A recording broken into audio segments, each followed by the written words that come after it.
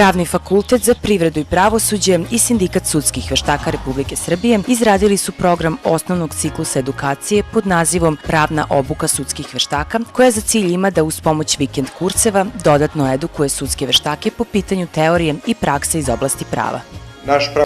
Sindikat sudskih veštaka je organizacija koja je nastala 2013. godine, a jedan od glavnih ciljeva organizacije je svakako rad na standardima i obrazovanju sudskih veštaka. Jedan od planova koji sprovode zajedno sa Pravnim fakultetom za privredu i pravosuđe je i osnivanje obrazovnih trening centara širom Srbije. Plan je da obrazovne trening centre osnujemo u Novom Sadu, Šapcu i Subotici.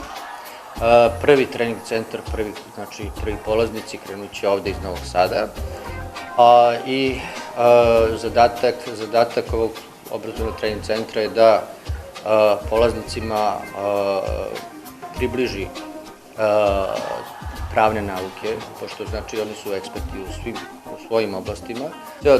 Ceo obrazovni ciklus je zamišljen da 30 časova će biti prakse, teorije, to će biti vikend predavanja, a od ponedeljka do petka je predviđena praksa po sudovima.